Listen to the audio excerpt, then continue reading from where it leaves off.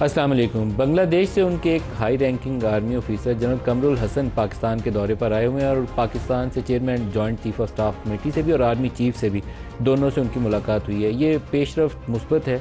बांग्लादेश से हसीना वाजिद के ज़माने में एक तनाव वाली कैफियत रही पाकिस्तान से बाहमी ताल्लुकात की। हालांकि वो हमारा और उनका आपस में फ़ासला होना ही नहीं चाहिए, दिलों के करीब हैं वो हमारे, लेकिन मामला दूरी की तरफ चले गए थे। अब एक नए दौर का आगाज़ है और जितना खुले तरीके से बड़े दिल के साथ दोनों एक दूसरे को एम्ब्रेस करें और फासले मिटाएं उतना ही अच्छा है। ये विज़िट बड़ा इंपॉर्टेंट है। होपफुली आइंदा आने वाले दिनों में मामलात मुस्बत तरीके से आगे बढ़ेंगे। गुज़श्ता रोज़ आर्मी चीफ ने केपी के अंदर भी एक मीटिंग को चेयर किया जो एपेक्स कमेटी का इजलास था केपी के अंदर सिक्योरिटी सिचुएशन के हवाले से। उसकी जो इम्पोर्टेंट उसकी स्टेटमेंट्स है उस मीटिंग की कि हमारी पॉलिसी सिर्फ़ और सिर्फ पाकिस्तान है। पाकिस्तान अफ़गानिस्तान से हमेशा बेहतर ताल्लुकात चाहता है। अफ़गानिस्तान से ये जो खारजी फितना है इसकी मौजूदगी पर इख्तलाफात हैं। खैबर पख्तूनख्वा में कोई बड़े पैमाने पर ऑपरेशन नहीं हो रहा। जब हम मिलकर मुतहद होकर चलेंगे तो सूरत हाल जल्द बेहतर हो जाएगी। इंसान खता का पुतला है, सब गलतियां करते हैं। गलतियों को ना मानना, सबक ना सीखना बड़ी गलती है। अवाम और फ़ौज के दरमियान एक ख़ास रिश्ता है। इस रिश्ते में किसी को खलीज डालने की इजाज़त नहीं दी जा सकती। और इस तरह के और स्टेटमेंट है। इस वक्त केपी की जो सिचुएशन है सिक्योरिटी के हवाले से, उसके बाद इसला ऐसे हैं जिसमें ख़ुद चीफ मिनिस्टर केपी का अपना भी इलाका शामिल है कि वहाँ पर वो शायद विज़िट करने भी जाते हुए उनको बहुत बड़े पैमाने पर एहतियात, दिन की रोशनी में भी बहुत बड़े पैमाने पर एहतियात करनी पड़ती हो। लकी मरवत हो, DI खान हो, बेशतर ऐसे अजला हैं जहाँ पर सूरत हाल बहुत अबतर है। तो वहाँ पर पूरी हुकूमत को भी, फेडरल गवर्नमेंट को भी और खैबर पख्तूनख्वा हुकूमत को भी एक कोऑर्डिनेटेड अप्रोच के साथ फ़ौज के ताउन से, दीगर सिक्योरिटी इदारों के ताउन से एक ऐसा ऑपरेशन करना चाहिए कि ये जो खारजी दोबारा वहाँ सर उठा रहे हैं, हमारे अपने बच्चे शहीद होते हैं ना, फ़ौज वाले हों या सिविलियन हों, तो इसका खात्मा करना बहुत ज़रूरी है। लेकिन एक ऐसी अप्रोच होनी चाहिए जिसमें पॉलिटिकल ओनरशिप शामिल हो। सियासतदान जो है, जो सूबे की क़यादत है, जो मरकज़ की क़यादत है, उसकी कंप्लीट ओनरशिप ले। से अपने सियासी जो मौज़ूआत हैं उसकी तरफ आते हैं। मरकज़ में बातचीत का अमल कैसे आगे बढ़ेगा, इसके ऊपर अभी इल्ज़ाम तराशियाँ ज़्यादा हैं। हालांकि जो शुरुआत हुई थी स्पीकर के उस इनिशिएटिव के बाद, उसके बाद लगता ये था कि कुछ बर्फ़ पिघली है, आहिस्ता आहिस्ता बेहतरी की तरफ मामला जाएंगे। लेकिन अभी बयानात जो प्रेस कॉन्फ्रेंस की शक्ल में भी सामने आते हैं उसमें भी तुंदी और तेज़ी है और हाउस के अंदर का माहौल भी बहुत ज़्यादा अच्छा नहीं है। आज आपको दो स्टेटमेंट्स पहले सुनाना चाहूँगा। एक आज़म नज़ीर तारर साहब का, जो वो कहते हैं कि एग्जीक्यूटिव ऑर्डर के ज़रिए वो अपने पाकिस्तान तहरीक इंसाफ लोगों की रिहाई चाहती है। दिखाइएगा। फ्लोर ऑफ द हाउस पे ये कह रहा हूँ कि नायब वज़ीर-ए-आज़म साहब तशरीफ़ फरमा हैं। आप सबके इल्म में है कि एक मुज़ाकराती कमेटी अपोजिशन और हुकूमती बेंचेस के दरमियान, जिसमें इत्तेहादी जमातों के तमाम नुमाइंदगान हैं और अपोजिशन के 6 अरकान हैं, और अब जो मुतालबा सामने आया है, ये सारी उम्र कहते रहे कि NRO मांग रहे हैं और NRO नहीं देंगे, तो वहाँ पे उन्होंने कहा है कि जी एग्जीक्यूटिव ऑर्डर के ज़रिए जो बंदे मुकदमात में मुलव्वस हैं और जेलों में बंद हैं और जिन पे इंसदाद दहशत गर्दी समेत दीगर जराइम के और करप्शन के केसेस चल रहे हैं, हुकूमत उन्हें रिहा कर दे। तो मैं इस ऐवान की वसातत से ये अर्ज़ करूँगा कि पाकिस्तान का आइन और कानून इसकी तो इजाज़त नहीं देता। एक अदालती तरीक़ाकार है, वो अपनाया जाए, अदालतों में जाएँ, इन्हें रिलीफ मिलता रहे, जहाँ पर नहीं बनता नहीं भी मिलता। शहबाज शरीफ साहब ने वो करके एहतजाज का एक नया तरीका जो ईजाद किया है, उसके बाद अब हाउस का माहौल भी कुछ ऐसा ही है। पहले वो कुछ और तरह के नारे लगा करते थे, गो बाबा गो नवाज गो, इस तरह की आवाज़ें आया करती थी। लेकिन अब वो अपोजिशन ने नया तरीका ढूंढा है। सुनिए, आज भी सारे लीडर्स के बयानात के एंड पे आपको की आवाज़ें ही नज़र आएंगी। दिखाइएगा।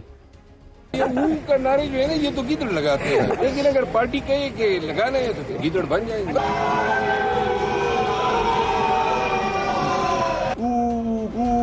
मैं मुबारकबाद पेश करता हूँ अपने वज़ीर-ए-आज़म मियाँ शहबाज शरीफ साहब को कि उन्होंने अपोजिशन की जुबानों में गीदड़ की जुबान डाल दी है। ऊ ऊ ऊ ऊ ऊ ऊ ऊ। हमारे जो आज पैनलिस्ट हैं, आबिद शेर अली साहब हैं पाकिस्तान मुस्लिम लीग नवाज से, सेनेटर पलक शाह खान हैं पीपल्स पार्टी से और सेनेटर हुमायूं मोहम्मद साहब हैं पाकिस्तान तहरीक इंसाफ से। सबको खुशामदीद कहता हूँ। आबिद साहब, बातचीत आगे चलनी चाहिए। ये मर्जी और मंशा सारी पॉलिटिकल लीडरशिप की होनी चाहिए कि इस कौम को इस इज़्तिराबी कैफियत से निकालें और एक राह पे डालें। तो वो लगता नहीं है, अभी माहौल देखकर लगता है कि अभी आप एक दूसरे पे आवाज़ें कसने के ऊपर ज़्यादा जोर है। मलिक साहब, बहुत शुक्रिया आपका।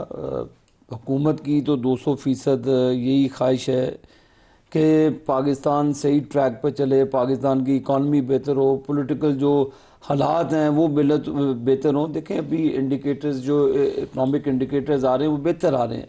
तो हम चाहते हैं कि एक पेज पे होकर एटलीस्ट हमें पाकिस्तान की इकॉनमी पर और अभी जो हालात चल रहे हैं उस पर हमें यकसुई से जाना चाहिए। अगर हुकूमत ने इनिशिएटिव लिया, उसमें तमाम पॉलिटिकल पार्टीज़ की लीडरशिप शामिल है और एक SOP तय हुआ, फिर उसके बाद इमरान खान की तरफ से कोई नाजेबा अल्फाज प्राइम मिनिस्टर साहब के लिए कहे गए डायलॉग के दौरान, तो फिर और भी इनकी पॉलिटिकल जो लीडरशिप है अंदर कुछ और कहते हैं, फिर बाहर जाके कुछ और होते हैं। एक साजगार मलिक साहब माहौल होता है जो दोनों अतराफ से नजर आना चाहिए। जो इमरान की इस्टेब्लिशमेंट के मुतालिक तंकीद थी, उससे बातचीत का सिलसिला टूटा है। सिलसिला फिर टूटता है और भी कई वजूहात हैं जिस पर अब क्या इमरान खान ने जमानत दी है कि वो नहीं बोलेंगे? नहीं, हमें उनकी जमानत की जरूरत नहीं है कि वो जमानत दे ना दें हमें इन चीज की। लेकिन जब आप जबानबंदी तो मांगी ना आपने। जब आप एक डायलॉग के प्रोसेस से गुजरते हैं आबिद साहब, जबानबंदी का तो मुतालबा हुआ ना आपकी तरफ से, आपने उतनी देर बातचीत आगे बढ़ाई नहीं, उनकी मुज़ाकराती कमेटी को मिलने नहीं दिया। बताएं मलिक साहब, आप मेरे साथ एक डायलॉग करते हैं, बैठ जाके आप मुझे गालियां दें, लेकिन एक जब प्रोसेस है, आपके साथ तमाम पॉलिटिकल स्टेक होल्डर्स बैठे हैं। पहले तो आप इस बात पर ही नहीं मानते थे कि जी हमने तो इस्टेब्लिशमेंट से डायलॉग करने, ये कौन होते हैं डायलॉग करने। तो ये अपने ज़रा रवैयात पर गौर करें कि डायलॉग हमेशा पॉलिटिकल लोगों के दौरान होते हैं। अगर आपका पॉलिटिकल माइंडसेट नहीं है मलिक साहब, अगर आप पाकिस्तान में कोई ख़राबी चाहते हैं तो फिर आप उस ट्रैक पर चलेंगे। हमने इनकी मुलाकात भी अरेंज की, ये सारे अपने इमरान खान साहब को जेल में मिल के भी आए, जो भी उनकी एडवाइस होगी, जाहिर है उनकी पार्टी है इनको। लेकिन जब आप एक प्रोसेस से गुजरते हैं, ये मजाक ना बनाए, फिर डायलॉग करके पाकिस्तान के लोगों को भी बेवकूफ़ बना रहे हैं। ये हुकूमत पलविशा, ये बातचीत का अमल आगे चलता नजर आता है आपको?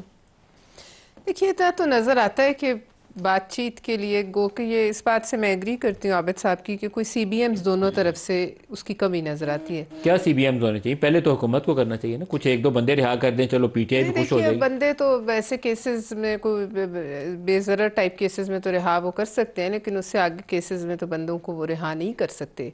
लेकिन CBMs ये भी हैं, जैसे कि देखिए मुलाकात भी हो गई, तो आई थिंक इज डूएबल ना। आप केसेस चलाते रहे, लेकिन जमानत जैसे डॉक्टर यास्मीन राशिद का मसला है, मतलब she is too old and sick, उसको रिहा कर देंगे तो क्या जाएगा? बात यह है कि देखिए, मुझे तो लगता है कि दोनों तरफ से CBMs की कमी है।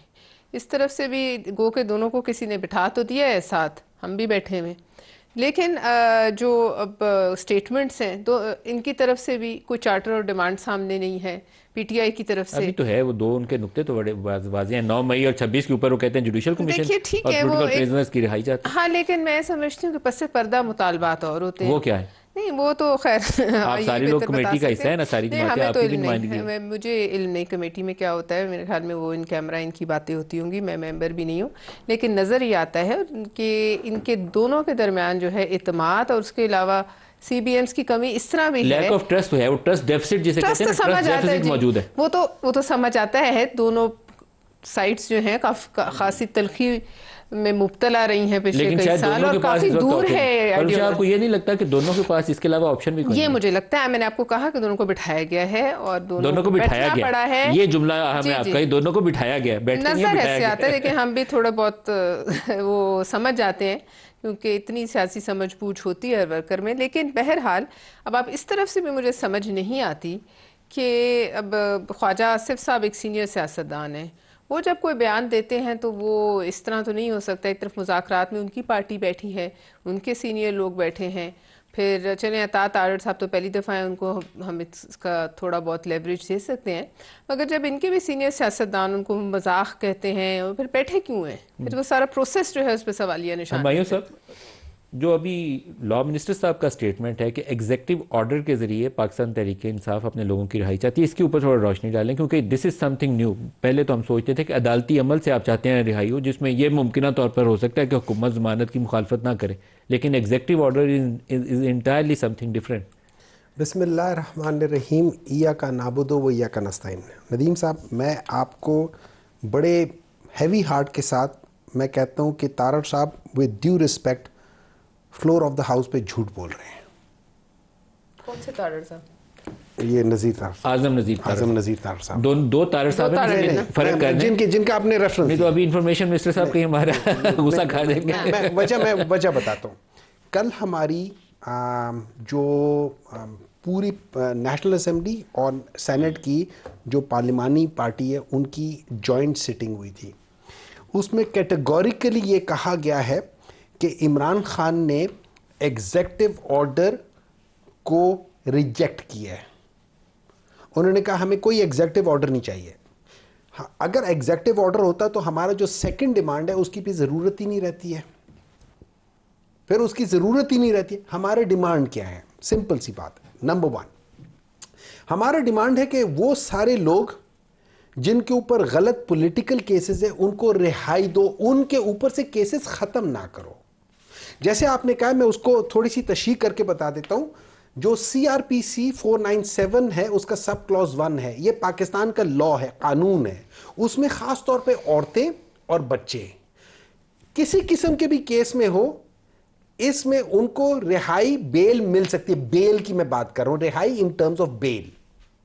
इसी लिहाज से वो सारे मर्द जो बीमार हैं उनको भी बेल मिल सकती है, किसी किस्म का भी हो, कत्ल हो, कुछ भी हो, उनको बेल मिल सकती है। जमानत हो जाएगी, केस चलता रहेगा। केस चलता रहेगा। अब केस के मेरिट पे आ जाते हैं। वो उसमें जो इसका सेकंड क्लॉज है कि जिसमें हम कह रहे हैं कि आप एक जुडिशियल कमीशन करो, आप 9 में के भी करो और 26 नवंबर का भी करो। अगर कोई शख्स आपको पता चलता है कि यार ये वाकई, और देखिए इसमें सोशल मीडिया के मुझे तस्वीरें ना दिखाओ, मुझे ये बात बताओ, जैसे अभी हमारे पास जज हजरात भी पूछ रहे हैं कि यार ये वहां तक पहुंचे कैसे, हमें वो सीसी टेलीविजन की क्लिप्स बताओ कि कौन कौन कहां क्या कर रहा था, क्योंकि ये सारी वो जगह है जहां पे सीसी कैमरे एक नहीं, दो नहीं, 10-10, 20-20 लगे हुए। आज जज साहब ने एक ने तो ये भी सवाल किया जो बड़ा हम वजनी सवाल है कि ये गैर मुसल्लह थे तो ये अंदर कैसे चले गए, तो सिक्योरिटी लैब से पहले तो इसकी बात बताएं उन सब चीजों को। और दूसरा उनका सवाल ये था कि क्या किसी मिलिट्री ऑफिसर को 9 मई के अंदर पनिश किया गया, तो उन्होंने जवाब दिया कि नहीं, उन वकील साहब ने कहा कि नहीं किया गया। सुन लेना, मैं यही बात कर रहा हूं। तो हमारे ये 2 सिंपल डिमांड है। अब आ जाते हैं, देखिए बेसिक फंडामेंटल्स पे चले जाएं। अभी आपने बात की है और आबिद साहब ने भी इस पे बात की है कि पाकिस्तान की इकोनॉमी, देखिए ये याद रखें, पाकिस्तान की इकोनॉमी बेसिक फंडामेंटल है कि पाकिस्तान की इकोनॉमी कभी स्टेबल नहीं होगी जब तक पॉलिटिकल स्टेबिलिटी नहीं आएगी। ये अभी फुल फोर्स के साथ आए हुए, पिछले 7 महीनों में 1% जीडीपी ग्रोथ नहीं हुई, लेस देन 1%, 0.92%। फर्स्ट क्वार्टर में जो ग्रोथ है लेस देन 1%। फर्स्ट 6 मंथ्स में जी, जून से जुलाई से लेकर दिसंबर के आखिर तक 0.92% जीडीपी ग्रोथ। इन्होंने प्रेडिक्शन की थी कि 3.5% होगी। अगले 6 महीनों में ये क्या कर लेंगे अचीव? नहीं कर सकते। देखिए इसका बेसिक फंडामेंटल्स को अगर आप नहीं ठीक करेंगे, आप उल्टे लटक जाए, चीज नहीं ठीक होगी। आबिद साहब, ये जो 2 मुतालबात इन्होंने सामने रखे हैं, आपको लगता है कि ये आपकी हुकूमत के लिए डूएबल हैं? 9 मई और 26 नवंबर की तहकीकात जुडिशल कमीशन के जरिए, वो आपके पास प्रोविजन है कमीशन ऑफ इंक्वायरी एक्ट के तहत, और दूसरा वो पॉलिटिकल प्रिजनर्स की रिहाई चाहते हैं। इशू ये है, फ़र्ज़ करें कि जुडिशल कमीशन हुकूमत एग्री करती है, तो कमीशन के मेंबरान पे ये रफड़ डालें कि ये मेंबर होने चाहिए, ये मेंबर होने चाहिए, अब अपनी मर्जी। मैं चीफ जस्टिस सुप्रीम कोर्ट को लगा दें, बहस ही नहीं होगी, उससे बड़ा जज तो कोई नहीं है ना। चीफ जस्टिस सुप्रीम कोर्ट को लगा दें। जवेद इकबाल, जस्टिस जवेद इकबाल की सरबराही में कमीशन बना, आपको याद होगा, कोई उसके आउटकम नहीं होते। जस्टिस जावेद इकबाल साहब जिस मिसिंग पर्सन वाली कमीशन को हेड करते हैं, आज तक मिसिंग पर्सन ही नहीं। मैं वही आपको कहता हूं कि ये कमीशन बनाने के लिए जो SOP आपने सेट करना है, मेरे भाई हैं डॉक्टर साहब, क्या ये एक नई बहस चले जाएगी, फिर उनकी ऑनेस्टी के ऊपर सवाल उठ जाएंगे। फ़र्ज़ करें आपका नाम दे देते हैं, आपकी ऑनेस्टी पे सवाल आ जाएंगे, अनुषा के, पलवशा के आ जाएंगे, और पे आ जाएंगे, मेरे पे भी आ सकते हैं। फिर ये इशू है कि देखें, अभी डॉक्टर साहब कहते हैं जी, लेकिन क्या आप राजी हैं कोई सुप्रीम कोर्ट का चीफ जस्टिस को लगाना हो तो मान जाएंगे आप? हमें कोई इस तरह का इशू नहीं है कि देखिए फिर इन राइटिंग लेकर आए। इन राइटिंग तो उन्होंने कह दिया कि लेकर आए ना जी, आपने अनाउंस किया पार्टी ने, इन राइटिंग लेकर आए। आज चेयरमैन पीटीआई ने ऐलान किया। हम तो बारहा इनको कह रहे हैं कि जी आप इन राइटिंग लेकर आए, आप अपनी डिमांड्स रखें गवर्नमेंट के सामने कि ये उस पे ऊपर फिर आप गुफ्तगू कर सकते। अभी तो मौलवी साहब देखें, एक पॉलिटिकल लीडर इनका निकलता है, उसकी स्टेटमेंट और होती है, दूसरा निकलता है वो कहता है जी शेर अफजल मरवत है, इसकी किसी बात का यकीन नहीं करना, फिर तीसरा, देखें आपके अंदर ही की लड़ाई है। आप जब आप आपस की इस तरह की बुछाड़ करते हैं तो क्या आपके जब लीडर जेल में बैठकर शहबाज शरीफ साहब पर कोई चीज़ कहेंगे या हमारी एजेंसीज पर कहेंगे तो क्या ख्वाजा आसिफ साहब फिर गलत तो नहीं कह रहे? वो भी फिर ठीक कहते हैं कि ये मुज़ाकरात का ढोंग आपको बंद करना चाहिए, ये आप टाइम वेस्ट कर रहे हैं। बात मलिक साहब ये है कि सीरियसनेस होनी चाहिए। आप अपना डिमांड लेकर आए गवर्नमेंट को कि जी ये हमारी डिमांड। अगर ये कहते हैं ना जी कि तारड़ साहब गलत कह रहे हैं, तो तारड़ साहब तो अंदर बैठते हैं, डॉक्टर साहब का मुझे नहीं पता कि ये भी वहाँ पे तशरीफ रखते हैं कि नहीं रखते, लेकिन जब चीज़ आप SOPs बना लेंगे, एक गुफ्तगू जो आप इन कैमरा का फ़ायदा क्या फिर उसका, जब आपने गुफ्तगू ही बाहर आके कैमरे पे करनी है तो मलिक साहब फिर आप ये एक दूसरे पे इल्ज़ामात लगेंगे, ये डायलॉग करने फिर ओपन हो, जो भी काम चीज़ हो तो फिर कौम के सामने आनी चाहिए। और हमें देखे कोई चीज़ पर कोई इतराज़ नहीं है, लेकिन इनकी कमिटमेंट पे हमें इतराज़ है कि ये यूटर्न ले गए। बल्कि किसी ज़माने में PTI का वो बजट का नहीं, इमरान के ऊपर इत्माद का वोट का इशू था, तो PTI के कई लोग वोट डालने पे तैयार नहीं थे, तो उस वक्त इनके किसी MNA ने बयान दिया था कि हम आए नहीं हैं, लाए गए। तो आपने कहा ये बैठे नहीं हैं, बिठाए गए हैं। तो जब ऐसी सूरत हाल होगी कि मजबूरी के आलम में बिठाए गए हैं, तो उसका एंड रिजल्ट क्या होगा? ये रिजल्ट तो वही होगा, कुछ ना कुछ तो रिजल्ट जिन्होंने बिठाया है वो जो क्या चाहते हैं वो फिर मैटर करेगा। देखिए वो तो मैं नहीं कह सकती कि क्या चाहते हैं, लेकिन बैठे हुए इसका मतलब है रोजाना गोलाबारी हो रही है, लेकिन फिर भी बैठे हुए मतलब है इसके कुछ निकालना तो है ना, इसमें से निकलेगा तो सही। तो अब वो क्या निकलता है, लेकिन उसके लिए टाइम अभी है, 6 महीने बाद नहीं है, दिस इज द टाइम, कुछ दिन है, फ्यू वीक्स, वो मैं बात समझती हूँ। 2-3 हफ्तों में आगे पीछे जो भी आपने करना, दोनों के लिए अभी टाइम है। देखिए मैं समझती हूँ टाइम की थोड़ी सी कमी है, लेकिन बहरहाल अगर इन्हें आगे बढ़ना है और कोई मुस्बत तरफ जाना है तो दोनों को अपने अपने जो है बयानात पे भी, जो अपने लोग इनके बयानात दे रहे हैं गोलाबारी लेकिन इमरान से फरमाइश की जाती है ज़बानबंदी की, बड़ा मुश्किल सवाल है, लेकिन पूरी PTI भी चाह के अभी तक इमरान की ज़बानबंदी नहीं करा सकी। अभी इंटरेस्टिंगली पिछले 1 हफ्ते से उन्होंने वो जो तोपों का रुख था ना, वो पिंडी की तरफ बंद किया हुआ है। तो ये पता नहीं एक चेंज है या एक नया टैक्टिक्स है उनके, ये मालूम नहीं है। देखिए जाहिर है अगर कुछ मज़ाकरात में से निकालना है और कोई रिलीफ चाहिए तो तोपों का मुंह भी खुला हो और दूसरी तरफ से रिलीफ भी चाहते हैं तो वो तो नहीं हो सकता ना, वो एक क्लियर बात है। लिहाजा अब शायद उन्हें समझ आ गई है कि अगर वो चाहते हैं इसमें से कुछ निकले, उनकी जो उनके काम आए, तो उनको अपनी ज़बानबंदी किसी हद तक करनी पड़ेगी। अब ये अलग बात है हमारे साथ शामिल हो रहे हैं। शाह साहब आपको प्रोग्राम में खुश आमदीद कहता हूँ। आज अभी आज़म नज़ीर तारड़ साहब ने तो एक बहुत बड़ा बयान दे दिया हाउस के अंदर, लेकिन PTI वाले कह रहे हैं कि झूठ बोल रहे हैं। लेकिन उनका बयान यह है कि तहरीक इंसाफ का मुतालबा यह है कि एग्जेक्टिव ऑर्डर के ज़रिए हमारे लोगों को रिहा किया जाए। अगर कोई ऐसे CBM करने हो हुकूमत ने मुज़ाकरात की मेज़ पर, तो उसका तरीकाकार क्या होगा? एग्जेक्टिव ऑर्डर होगा या अदालती अमल में जब बेल मांगी जाए तो हुकूमत उसको अपोज ना करे? कौन सा तरीकाकार होगा? देखिए जो खान साहब की रिहाई है या किसी भी अंडर ट्रायल की जो रिहाई है वो 2 सूरतों में हो सकती है। या तो ये है कि अगर किसी को किसी मजाज अदालत ने सजा सुनाई हुई है और वो सजा काट रहा है, तो उसमें तो एक एग्जीक्यूटिव ऑर्डर बिल्कुल हो सकता है कि वो प्राइम मिनिस्टर जो है वो एडवाइस करता है प्रेसिडेंट को आर्टिकल 45 आईन पाकिस्तान के तहत, उसमें सदर मुमलिकत जो है उसके पास इख्तियार है कि वो किसी भी अदालत, किसी भी ट्राइब्यूनल जो है उसकी सजा को जो है वो खत्म कर सकता है, उसको माफ कर सकता है, उसमें कमी कर सकता है, उसको मुअत्तल कर सकता है। तो सजा याफ्ता के लिए तो आर्टिकल 45 मौजूद है। लेकिन जहां तक कोई भी शख्स जिसके जो कि जुडिशियल कस्टडी में है और या एक से ज्यादा उसके खिलाफ ट्रायल चल रहे हैं मुख्तलिफ अदालतों में, तो उनकी जो रिहाई है वो एग्जीक्यूटिव ऑर्डर से नहीं हो सकती। वो तो सिर्फ उस सूरत में हो सकती है या तो वो प्रोसिक्यूशन जो है वो वापस ले ली जाए, मसलन अगर FIA का केस है और FIA जो है वो अपना केस ही विड्रॉ कर ले तो उस सूरत में तो ठीक है, वो रिहाई भी हो सकती है। इसी तरह अगर कोई नैब के केस में अंडर ट्रायल है तो उसमें भी जो प्रोसिक्यूटर जनरल है उसके पास भी इख्तियार है कि वो ट्रायल के दौरान में भी, अपील के दौरान में भी जो है वो चेयरमैन के मशवरे के बाद जो है वो प्रोसिक्यूशन ही वापस ले सकता है, जिसके नतीजे में उनकी रिहाई अमल में आ सकती है।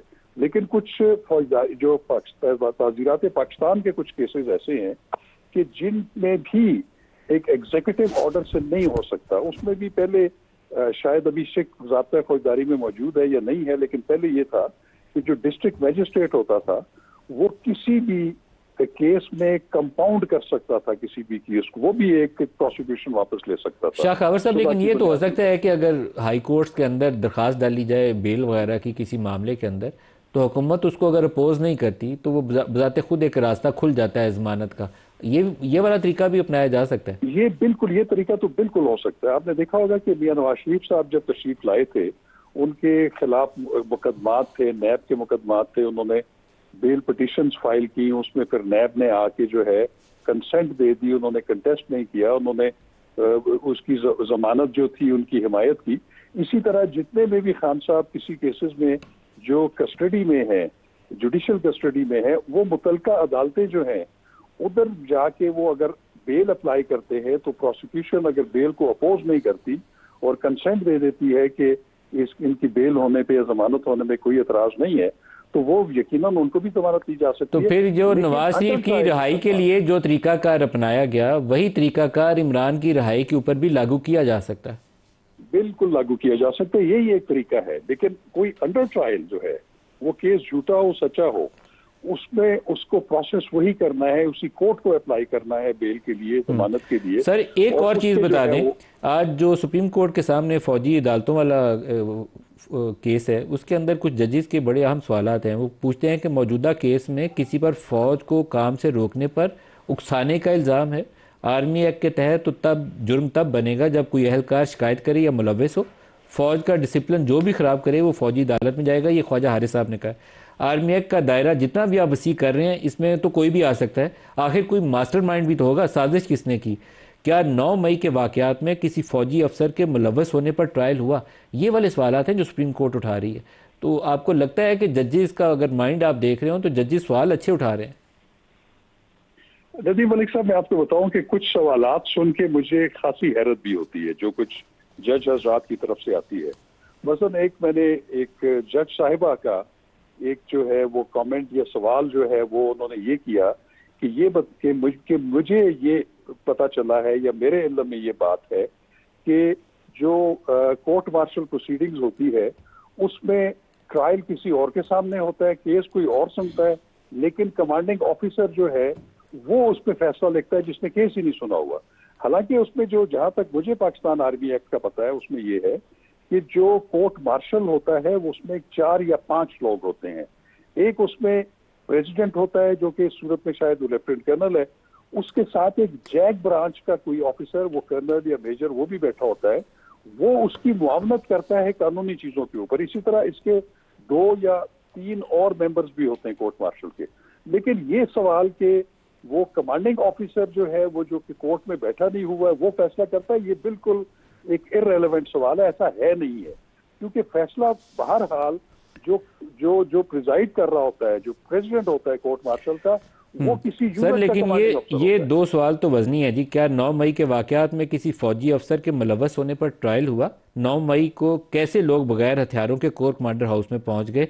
लोगों का कोर कमांडर हाउस के अंदर जाना तो सिक्योरिटी लैब्स है। ये जो तीनों बातें हैं, पहला जो कि फौजी अफसर किसी को 9 मई में सजा हुई, ये वजनी सवालात हैं। इसका जवाब तो ख्वाजा हारिस ने बिल्कुल वजनी सवालात हैं। लेकिन नदीम मलिक साहब, मैं आपको एक बात बताऊं, मैं चूंकि कानून का तालिब इल्म हूं, मेरा जाती ख्याल ये है कि जो ज्यादातर आप ऑब्जर्वेशंस या ज्यादा सवालात करना इस तरह का, वो किसी भी तरह से मैं समझता हूं कि वो मुनासिब नहीं होता, कि उससे लोग फिर ये राय कायम करते हैं कि फलां जज साहब जो है वो शायद इस मुकदमे में क्या फैसला करने वाले हैं, मुतवक्को क्या फैसला। सर सवालात तो उन्हें करने चाहिए ताकि उनका जहन खुल जाए, कानून क्या कहता है, कानून का स्कोप है भी है या नहीं है, वो पूछेंगे तो जहन खुलेगा उनका। एक सवाल का मैंने जो जिक्र किया जी, तो वो एक सवाल ऐसा सवाल है कि मतलब उसकी मुझे कुछ समझ नहीं आती। लेकिन बहरहाल ये कुछ सवालात उनके बड़े पर्टिनेंट हैं जिसका जवाब जो है वो जो ख्वाजा हारिस साहब को देना है, उनको सेटिस्फाई। वैसे मैं अभी 2+2=4 वाला जवाब नहीं देखा अभी तक ख्वाजा हारिस के इन सवालात का, और ये सवाल बड़े रेलिवेंट है इस केस की मुनासबत से। बहुत शुक्रिया आपका शाह खावर साहब। आगे ब्रेक ले लें, हमारे साथ रहिएगा।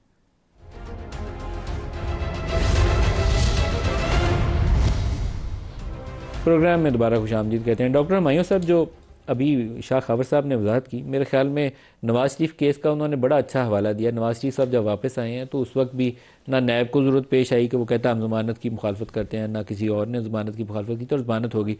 आपके मामले में इमरान खान के लिए भी यही तरीकाकार अपनाया जा सकता है? देखिए मैं आपको एक बात बताता हूँ, 2-3 चीज़ें हुई हैं। इमरान खान को बेल मिल गई थी, इमरान खान आज़ाद हो गया था, लेकिन उसी दिन शाम को 4 घंटे बाद एक और केस बना के उनको फिर कर दिया। बिल्कुल इसी तरीके से जैसे एक एक शख्स जिसको जो अदालत उनको रिलीज़ करती थी, मतलब उनको रिहा करती थी, केस ख़त्म करती थी, 3 MPO के तहत उनको एक एक बार नहीं 10-10 बार उनको वापस किया गया है। मैं आपको एक और बात बताता हूं। तरीका आपके लिए यही लगेगा, आई थिंक साइफर केस था जिसमें इमरान की जमानत और हुकूमत ने उसको अपोज नहीं किया, नहीं, लेकिन दूसरे केस में बुक कर लिया गया। हुकूमत ने उसको अपोज नहीं, वो उन्होंने जज ने वो खत्म कर दिया था। हुकूमत तो अपोज कर रही थी, जज ने कह दिया कि इसमें कुछ नहीं है, कुछ नहीं। लेकिन जो ही वो हुआ उसमें उन्होंने उनको निकलने नहीं दिया। 4 घंटे बाद एक और नया केस उसी दिन शाम को बनाया और उसके अंदर उनको वो किया। नहीं, लेकिन अगर आप मुज़ाकरात करेंगे तो ये रास्ता कानूनी तौर पर एक ऑप्शन मौजूद है कि केसेस अदालत में जाए, जज साहब जमानत के ऊपर दरखास्त सुनते हैं, हुकूमत मुखालफत नहीं करती तो जमानत हो जाएगी। नदीम साहब मैं आपको बता, जब आप CBM की बात करते हैं ना, आज सबसे बड़ा एक टेस्ट था CBM का। वो क्या था कि चेयरमैन सेनेट ने प्रोडक्शन ऑर्डर दिए थे सेनेटर एजाज चौधरी साहब के। पहली दफा दिए, ये तीसरी बार हुआ है, तीसरी दफा दिए, this is the 3rd time. ठीक है, पंजाब गवर्नमेंट ने इनकार कर दिया उनको रिलीज करने से, यहां लाने से। बड़ा गलत काम किया पंजाब गवर्नमेंट ने। क्यों इनकार किया उन्होंने? उन्होंने कहा है कि he is a high profile case, इनको हम नहीं आने दे सकते, हम इनकी वो क्या कह सकते हैं सिक्योरिटी में हम लैप्स, हमारे पास इतनी वो नहीं है कि हम इनको सिक्योर कर सके। This is what they have said. Now just imagine, और अभी इससे पहले बात हो रही थी और आबिद शेर अली साहब ने भी कहा है कि अगर तो चेयरमैन सेनेट ने ये कहा हुआ है और इस तरह हुआ तो ये गलत है। देखिए ये एक अच्छा टाइम था, आप CBM करें। जब आप इस किस्म के काम करेंगे क्या CBM होगा? नंबर 2, अभी पलवाशा साहिबा बात कर रही थी कि एक खास डेट के टाइम है। मेरे लिहाज से ये वेट कर रहे 17 जनवरी की। 17 जनवरी की क्यों कर रहे हैं? उसमें कमीशन बैठेगा। ये पहला कमीशन है जिसमें प्यूनी जज को नहीं बैठने दिया जा रहा। ये पहली बार है कि प्यूनी जज उस कमीशन का हिस्सा नहीं होगा, हमेशा से वो होते थे। और उसमें क्या होगा? उसमें एक्स्ट्रा जजेस आएंगे। उन एक्स्ट्रा जजेस में से ज्यादातर लोग जो है, ऑफ कोर्स वो गवर्नमेंट की ज्यादा तादाद है, वो लोग अपने लिहाज से चुन लेंगे। फिर जो केस यहां नीचे से उठकर वो जाएगा उसको आप मैनेज कर लेंगे। We are now managing things. Abid Sher Ali, आज अगर इनका सेनेट वाला मामला ही हो जाता तो आई थिंक उनके लिए एक अच्छी शुरुआत हो जाती है। आपने क्यों इस मामले में रुकावट डाली? मल साहब वो मैं एक मिनट लूँगा। जो ये डॉक्टर साहब गुफ्तगू करते हैं ना, जजेस के ऊपर बुछाड़ करते हैं कि ये हुकूमत के जज हैं, तो फिर जो आपके वो जजेस थे जो कहते थे गुड टू सी यू, तब बंदयाल साहब वो कौन थे? वो जो बाबा डैम था, साकिब निसार वो कौन था? एजाजुल हसन कौन था? जिन्होंने सिर्फ बेटे से ना तनख्वाह लेने पर नवाज शरीफ को, जो सर्विंग जजेस हैं ना, पुराने जजेस के ऊपर जो केसेस का वो भी सर्विंग जजेस थे, जो अभी काम कर रहे हैं ना जजेस, उनके ऊपर तो कोई भी नामनासिब राय नहीं देनी चाहिए। डॉक्टर साहब ने भी दिया तो गलत दिया नहीं देनी चाहिए। वॉल्यूम 10 का नहीं पता चला वो किधर है, किस वो आपको डराने के लिए था कि निकालेंगे वॉल्यूम 10 आप सारे पकड़े जाएंगे। इतने 10 वॉल्यूम, इतने गवर्नमेंट के रिसोर्सेज आया, निकला क्या? बेटे से तनख्वाह नहीं ली और उसको लाइफ टाइम के लिए डिस्क्वालीफाई। इस तरह के जजेस नहीं होते। जजेस पर आप इल्ज़ाम तराशी करेंगे, यही मसला है PTI का। मतलब साहब जजेस तो जजेस हैं, सजा दे दें, बुरे छोड़ दें, क्या बात है जी जजेस की। तो ये अपने दिमाग में जो खलल है ना, जो जुडिशरी का, हमने उस वक्त जो जुडिशरी, आप इजाज चौधरी साहब वाला बताएं, उनको क्यों नहीं दिया? इसमें पार्लियामेंट की जो तकद्दुस है उसको पामाल नहीं होना चाहिए। हम पामाल किया ना आपने चेयरमैन साहब के प्रोटेक्शन ऑर्डर के ऊपर भी आपने नहीं लाई। इसकी तहकीकात तो चेयरमैन सेनेट करेंगे ना जी। अगर कस्टोडियन चेयरमैन सेनेट है वो एक्वायर कर सकते हैं। अगर कस्टोडियन हाउस का ऑर्डर देता है, प्रोडक्शन ऑर्डर, तो शहबाज शरीफ साहब को जब पकड़ा हुआ था तो उस वक्त प्रोडक्शन ऑर्डर जारी होते थे, शहबाज साहब आते थे ना, उसमें प्रोड्यूस होना चाहिए। मैं तो देखा जी, मैं एक तालिब इल्म हूँ, मैं असेंबली का रुकन भी रह चुका हूँ अल्हम्दुलिल्लाह। मैं कभी भी इस तरह की बात नहीं करूँगा। अगर प्रोडक्शन ऑर्डर हाउस के चेयरमैन ने जारी किए, ऑनर होना चाहिए। उस वक्त नेशनल असेंबली के स्पीकर होते थे यूसर रजा गिलानी, बेनज़ीर के दौर में बेनज़ीर ने मना किया था, इन्होंने प्रोडक्शन ऑर्डर जारी किए जिसमें मेरे वाले चौधरी शेर अली साहब शेर रशीद और भी लोगों को हाउस के अंदर प्रोड्यूस किया गया। तो ये मेरा ख्याल एक प्रैक्टिस है। तो ये सीबीएम कौन से ऐसे हैं जो डूएबल हैं? कुछ तो शुरुआत करनी पड़ेगी ना, ऐसे सिर्फ एक दूसरे की तरफ देख के अगर आंखें निकालते रहेंगे फिर तो बात नहीं होगी। फैसला हुआ है, आंखें निकालते रहें, जो होना है वो हो जाएगा। अगर कोई फैसला हो गया फिर वही बात बेशक गोलाबारी जहां से आपने शुरू किया था कि पहली बात ही आती तो थी। सच यही है कि ये बेशक ऊपर से गोलाबारी करते रहे, एक दूसरे के गिरबानों पे हाथ डालते रहे, अगर कुछ इसमें से निकलना हुआ तो फिर वो आपको लगता है हुकूमत दबाव में है? आपको लगता है हुकूमत दबाव में है? देखिए सूली तौर पे तो हुकूमत का मुझे अभी इल्म नहीं, कोई ऐसा दबाव नज़र तो मुझे नहीं आता है। मैं बिल्कुल न्यूट्रल होके कोई स्पीकर ने शुरुआत मोहब्बत में तो नहीं की तर्जुमान नहीं हूँ, लेकिन हम एलाइज हैं, मुझे तो बज़ाहिर क्या तब्दील हुआ है, मतलब इनके जो जितने भी 26 तारीख तक जो भी इन्होंने कॉल्स दी वो कामयाब तो ना हुई, और उसके बाद उसके अलावा क्या ऐसी चीज़ है, इनकी जो कॉल थी सिविल नाफरमानी की वो भी कामयाब अगर हुकूमत पे दबाव नहीं है तो फिर तो उनको कोई बात सुननी नहीं चाहिए, माननी भी नहीं चाहिए। फिर अब हुकूमत पे फ़िलहाल मुझे पाकिस्तान के अंदर से सियासी दबाव नज़र नहीं आता, लेकिन मैं अब बाहर से नजर आता है आप? नहीं, देखिए बाहर से भी मैं नहीं कह सकती। अगर अमेरिका वाला सवाल है, देखिए सबसे पहले तो देखिए पलविशा ने यूं घुमा के मैं हुकूमत को बचा लिया। नहीं, हुकूमत को मैंने नहीं बचाया। देखिए मैं कुछ प्रिडिक्ट नहीं कर सकती कल को क्या हो जाए, वहाँ भी एक बिल्कुल अनप्रिडिक्टेबल सी अमेरिका में एक आई है हुकूमत, लेकिन इस वक्त जो मुल्क के हालात हैं उसमें मैं समझती हूँ मेरे ख्याल में सबसे बड़ा प्रेशर इस वक्त यही है कि वो अनप्रिडिक्टेबल जो सेटअप है कल को क्या बयान जारी करेगा ये नहीं पता। करता रहे ना, उसने हम पे सैंक्शंस लगा दी हैं, वो कोई हमारा दोस्त तो नहीं है ना, है तो हमारा साथी है फिलहाल, हमारा वो हम मेजर नॉन नेटो लाइयां भी फिलहाल सीपीएम तो नहीं किए ना। पाकिस्तान जब तक इनका सबसे बड़ा नॉन नेटो एलाई था तब तक हम साथ थे। अब वो हमें आज जो देखिए मैं समझती हूँ एक दबाव है जो मैं आपसे खुल के कहूँगी, वो है टेररिज्म की जो सूरत हाल है, हमारी दो सूबों में जो सूरत हाल है वो ख़तरनाक है। उसके अलावा जो हम देख रहे हैं हमारी अफगानिस्तान से जो मामला तय नहीं हो रहे वो एक बड़ा इशू है। फिर आपने देखा आज इंडिया ने आज जो बयानबाजी की है उनके आर्मी चीफ ने की है, उनकी वो राजनाथ सिंह ने की है कि पाकिस्तानी कश्मीर जब तक हमारे साथ शामिल नहीं होता, वो देखते हैं कि जब मामलात अफगानिस्तान के साथ वो करीब होना चाहते हैं, वही तालिबान जो उनको खटकते थे अब वो उनके साथ मिल रहे हैं, तो ये इंटरनेशनली जो हमारे खिलाफ थोड़ी ये गेम्स हो रही हैं, इस पर हमें दबाव महसूस होना भी चाहिए। तालिबान की मोहब्बत में मुब्तला होकर जो कुछ हमने वहां से पा लिया अब अमेरिका वो इंडिया वाले भी पालें वहां से, बिल्कुल ऐसे ही है। लेकिन पूरे मुल्क में हमने क्लाशनकोव और सारा ड्रग्स लिया। ये जरूर इश्यूज हैं जिन पे वाकई किसी भी हुकूमत को दबाव महसूस करना। हुमायूं साहब, आपकी जमात भी दबाव का शिकार लगती है क्योंकि एक तरफ हुकूमत के ऊपर प्रेशर है कि एक्सटर्नली पता नहीं क्या सिचुएशन डेवलप होगी, लेकिन आप भी चाहते हैं कि इस मौके से फ़ायदा उठाते हुए कोई बातचीत का अमल आगे निकल जाए, ये ना हो कि फंसे रह जाए। देखिए अगर आप मुझसे पूछे ना, in the larger interest of this country, हमारा बेसिक मुतालबा आपको पता है क्या था 8 फरवरी के बाद? कि हमारा मैंडेट वापस करो। हमारा दूसरा मुतालबा पता है क्या था? कि हम इन लोगों के साथ बात नहीं करेंगे क्योंकि इनके पास वो नहीं है, डिसीजन मेकिंग पावर नहीं है। लेकिन in the larger interest of the country कि यहाँ स्टेबिलिटी आनी चाहिए, हमने कहा कि ठीक है हम बात करते हैं इनके साथ। इन्होंने कहा कि हमें इन राइटिंग दो, हम इनको कल परसों इन राइटिंग भी दे रहे हैं और यही दो मुतालबात दे रहे हैं। 16 तारीख को वो कह चुके हैं कि 16 हम करके दे रहे हैं, ठीक है। इन लोगों ने इतना डिले किया, क्या होता? इमरान खान से मिलने देते, एक दफा नहीं, 2 दफा नहीं, 4 दफा मिलने देते, केड़ी क़यामत हो जाती है। Why should we wait for Sunday?